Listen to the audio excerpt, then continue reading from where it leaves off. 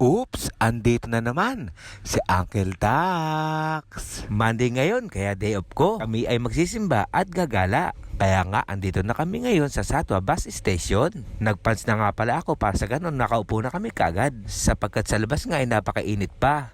Tirik na tirik pa ngayong araw dahil alas 3 pa lang ng hapon dito. Kaya eto, paalis na yung bus. Kami ay pupunta na sa Jablia Bus Station. Itong dinadaanan naman namin ay ito ay tindahan ng mga alahas at ginto. At parang bangketa lang yung mga alahas dito at saka mura pa. Kaso wala pa akong pambili, tsaka na lang.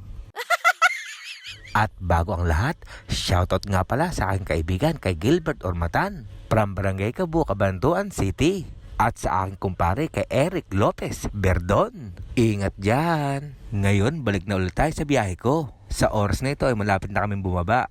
Dahil ang oras ng biyahe nga lang namin nasa 8 to 10 minutes lang. Papunta nga sa Jablia Bus Station. At sana lumamig na at para sa ganun medyo malayo-layo ang paggagalaan namin. At ngayon, eto na, nakababa na nga pala kami. At sa metro nga kami sasakay. Patungo nga sa pupuntahan namin sa may Odmeta. At magpapansin muna ako para sa ganun makapasok ako dito sa metro. Yung kagandahan dito, card lang binabayad namin. Pero obligado dapat mo din siyang loadan. Para sa ganun kung saan ka pupunta may load ang card mo. At ngayon, pasakay na ako dito sa tren. At eto naman ang tanawin sa labas. At bago ang lahat, shoutout pala kay Ate Emmy Quiñones. Salamat at lagi-lagi mo pinapanood ng mga video ko.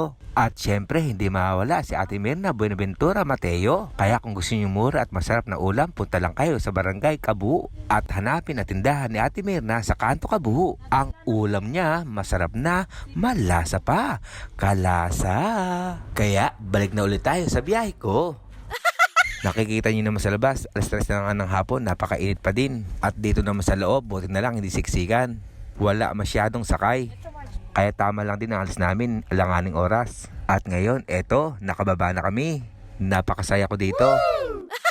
Sapagkat nakagala na naman uli ako. At buti na lang dito, maraming puno at malilim. Kaya napakasarap maglakad. Sa hindi pala nakakalam ng mga kababayan ko dito, ang simbahan ng Catholic Church ay matatagpuan dito sa Odmeta. Napakadami talaga mga Katoliko na iba-ibang lahi dito. At syempre, bago tayo pumasok, ang una mo natin gagawin ay mag-sign of the cross with holy water. At dinala nga rin pala namin yung phone namin para sa ganun malagyan namin ng holy water. At para sa ganun tuloy-tuloy ang blessing natin. Kaya Panginoon ko, Mama Mary, maraming salamat po sa lahat-lahat at biyaya na binibigay niyo sa amin. Maraming salamat po at ginagabayan niyo mga pamilya namin sa Pilipinas at pamilya namin dito. At salamat po at binibigay niyo kami ng pagkain sa araw-araw at hindi niyo kami pinababayaan. At salamat din po at tinalay niyo kami sa sakit at sa pamilya namin. At salamat din po at ginagabay niyo mga OFW at mga tao sa buong mundo. At ang hiling ko po ay palakasin niyo pa po ang katawan namin kaming mag-asawa. At para sa ganoon, matustusan pa po namin ang mga anak namin. Mga pangangailangan nila. At syempre po, gabayan niyo rin po sila kung saan sila pupunta. Kaya muli, ito po sa madalangin sa pangalan ng Jesus. Amen. At pagkayarin namin magsimba, kami ay dumaan sa bakery. At nakita nga namin hiring sila. Sa mga wala pang trabaho ng mga kababayan ko, pwede kayo dito. I-post nyo na lang para sa ganoon, maipasa nyo CV nyo.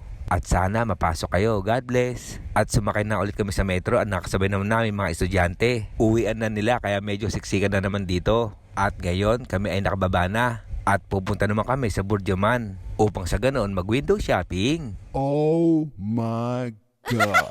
Kaya dapat paminsan-minsan gala-gala din. Yes! At ngayon, andito na kami sa Burjaman Mall. Umpisa na natin maglakad at mag-ikot. Pero sa totoo, ang bibilin talaga namin yung bigas at sardinas. Dahil mura nga lang dito. Tsaka petsa de peligro pa lang ngayon. Wala pa tayong sweldo. At sa kakaikot ko, ako ay napagod kaya nagpunta kami sa food court. Kaya umorder kami dito sa Papa John's. Papa John's, baka naman. At syempre, bibili din tayo sa Burger King. At para sa ganoon, masarap ang kain natin. And then, bago tayo kumain, tayo ay magbabayad muna. At ngayon, eto na, dumating na yung mga order namin. Kaya uncle, kain muna tayo. Sa unang kagat, kalasa. Wow, yummy. Kaya pala marami kumakain dito dahil malasang burger nila. At syempre, titikman din natin pizza ni Papa John's. Unang tingin pa lang, katakam-takam na. Kaya masasabi ko, malasa to. Kaya uncle, kain ulit tayo. Sa unang kagat, kalasa. Kaya mapapangiti at mapapasigaw ka sa sarap. Kaya sa mga kababayan ko rito, enjoy lang natin at dapat lagi tayo masaya. Hindi puro lagi trabaho lang, kaya dapat gala-gala din. At shoutout nga pala sa mga followers at non-followers ko at pinapanood nyo mga vlog ko. Kaya i-comment nyo naman kung saan umabot ang bidyong ito. Kaya hanggang dito na lang, ito yung Uncle Tax. Ingat!